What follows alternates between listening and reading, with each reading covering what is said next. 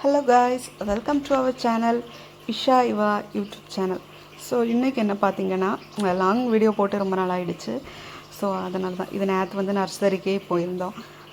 Grow bag வாங்குறதுக்கும் அப்புறம் வந்து உரம் எல்லாம் கொஞ்சம் இல்லை, மண்புழு உரம் இருக்குல்ல, அதுவும் கொக்கோ பீட்டும் இல்லை. ஸோ அதையும் வாங்க போகலாம் அப்படின்னு சொல்லிட்டு பக்கத்தில் தான் இருக்குது நர்சரி.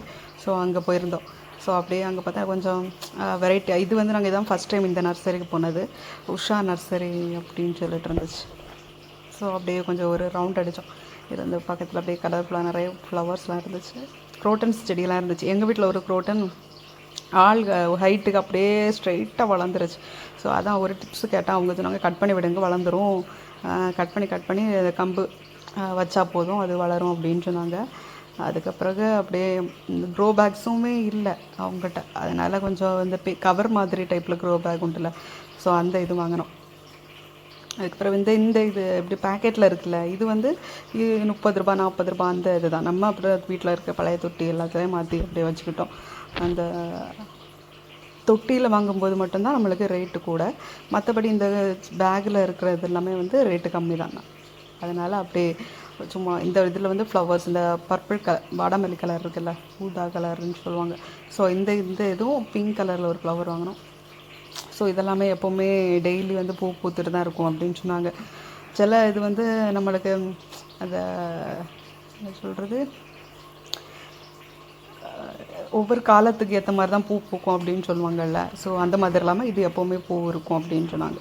ஸோ இது வரும்போது வண்டியில் கொண்டு வரும்போது அப்படியே லைட்டாக டேமேஜ் ஆகிடுச்சு இந்த பூ.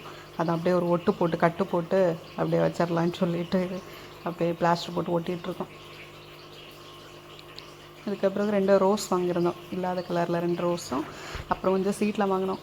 அதெல்லாம் இன்றைக்கி நேற்று தான் கொஞ்சம் அப்படியே களைச்சி போட்டு கொஞ்சம் கார்டன்லாம் க்ளீன் பண்ணி எடுத்து இது ஒரு வாழை மரம், இந்த அது என்னது ரசகைலி வாழை அந்த பழம் இருக்குல்ல, அது அந்த வாழை மரம் ஒன்று வாங்கினோம். ஸோ அதையும் அப்படி வச்சு விட்டாச்சு. அதுக்கப்புறம் இந்த ரோஸ் செடியெல்லாம் வச்சாச்சு. அப்புறம் அந்த இது பச்சை மிளகா இருக்குல்ல, நீல பச்சை மிளகா, அதுவும் வந்து சீட் வாங்கிட்டு வந்திருந்தேன். அதுவும் அப்புறம் வந்து குக்கும்பர், அப்புறம் புடலங்காய், அந்த கொஞ்சம் கொஞ்சம் வாங்கிட்டு வந்தோம். அது எல்லாத்தையும் கொஞ்சம் சீடெலாம் போட்டிருக்கேன். நேற்று கொஞ்சம் அப்படி கார்டன்லாம் க்ளீன் பண்ணிவிட்டு, அந்த மண்ணெல்லாம் க்ளீன் பண்ணிவிட்டு, அதுக்கப்புறம் எல்லாம் கொஞ்சம் நிரத்திட்டு, அதுக்கப்புறம் இந்த அவரைக்காய் வந்து நீல அவரைக்காய் தட்டையாக இருக்கும்ல, அந்த அவரைக்காய் அதுவும் சீடு போட்டிருந்தேன்.